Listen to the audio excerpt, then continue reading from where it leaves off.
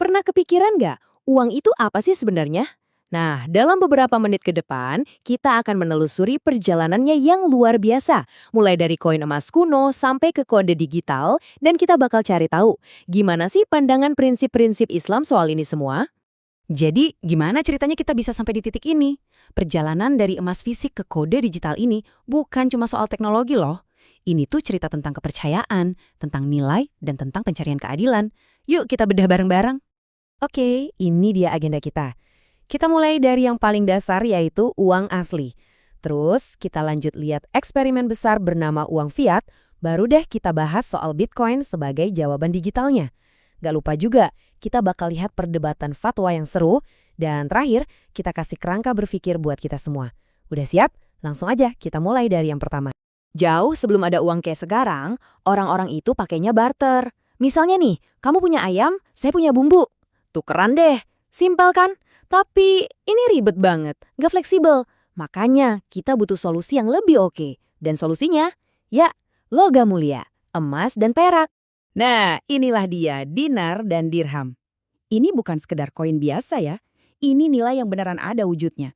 Nilainya itu ya di logamnya itu sendiri, bukan karena janji-janji pemerintah. Coba deh bayangin, dari zaman Nabi, harga seekor kambing itu kira-kira 1 dinar. Dan gokilnya, nilai itu stabil banget selama lebih dari 1000 tahun.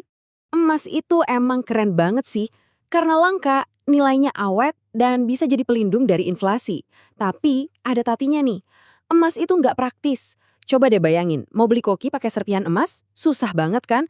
Belum lagi mikirin nyimpennya gimana, biar aman. Atau buat transaksi online, jelas nggak bisa. Nah, keterbatasan-keterbatasan inilah yang akhirnya bikin dunia mikir. Oke, kita butuh solusi baru.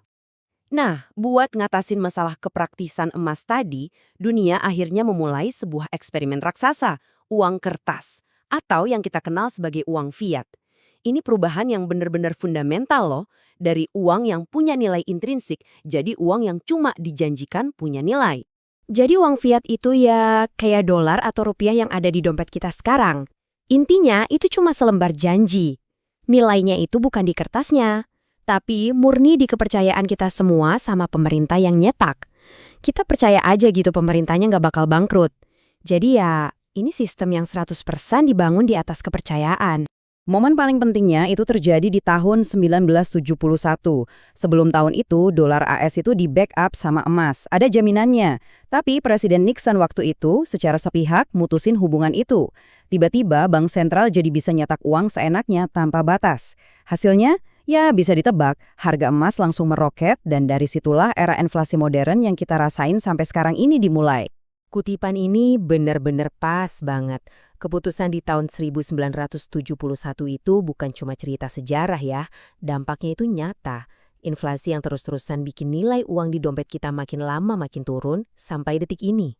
Nah, ini dia masalah utama dari sistem fiat. Nilai uang kita terus-terusan turun karena dicetak terus, nggak ada habisnya. Dan semuanya dikontrol sama satu pihak aja, yaitu pemerintah dan bank sentral. Buat umat Islam ada masalah yang lebih mendasar lagi. Sistem ini tuh dibangun di atas bunga atau riba. Nah, ini yang jadi dilema besar di dunia keuangan modern. Oke, ngelihat semua kelemahan sistem fiat yang serba terpusat ini, muncullah sebuah solusi teknologi yang radikal banget. Ini muncul di tahun 2008, pas banget setelah krisis keuangan global. Namanya Bitcoin. Coba kita lihat bedanya ya. Sistem bank itu terpusat. Semua transaksi harus lewat perantara, harus lewat bank. Nah, kalau Bitcoin, dia itu terdesentralisasi. Gampangnya, ini kayak kita kirim file pakai Bluetooth langsung ke teman. Nggak perlu lewat server pusat manapun. Jaringannya ini jalan terus 24 jam dan dioperasikan bareng-bareng sama ribuan komputer di seluruh dunia.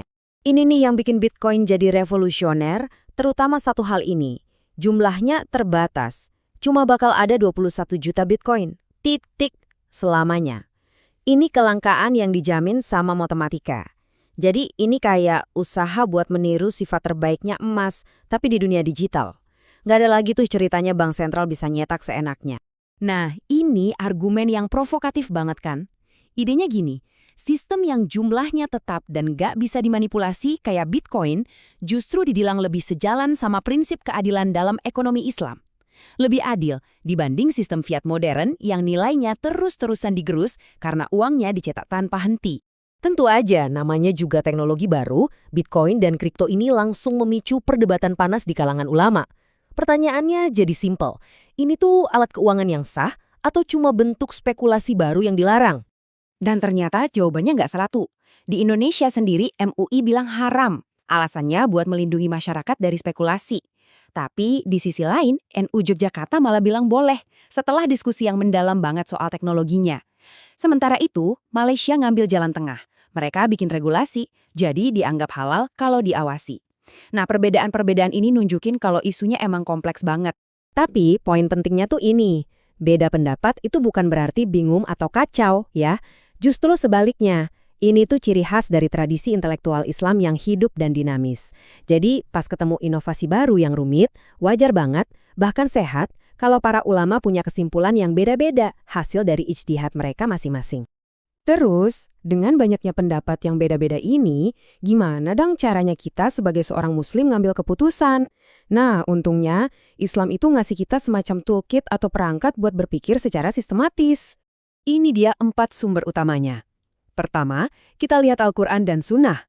Kalau nggak ada jawaban yang lugas di situ, kita lanjut ke ijma atau kesepakatan para ulama. Dan untuk hal-hal baru kayak kripto ini, yang paling penting itu kias atau penalaran analogis. Jadi, kita ngebandingin masalah baru ini sama prinsip-prinsip lama yang udah ada. Dan semua ini akarnya dari satu prinsip dasar dalam muamalah atau urusan transaksi. Prinsipnya adalah, pada dasarnya semua itu boleh, kecuali ada dalil yang jelas-jelas ngelarang. Artinya apa? Artinya inovasi itu justru didukung selama nggak nabrak aturan-aturan yang udah jelas, kayak riba, judi, atau ketidakpastian yang berlebihan. Pada akhirnya, tantangannya balik lagi di kita masing-masing. Pembahasan kita kali ini kan nggak ngasih jawaban pasti hitam putih, tapi lebih ke kerangka berpikir. Jadi pertanyaannya mungkin bukan lagi sekedar halal atau haram, tapi lebih ke gimana caranya kita bisa pakai alat-alat baru ini untuk ngebangun sistem keuangan yang lebih adil dan lebih sesuai sama prinsip-prinsip kita. Nah, itu pertanyaan yang kayaknya harus kita jawab bareng-bareng.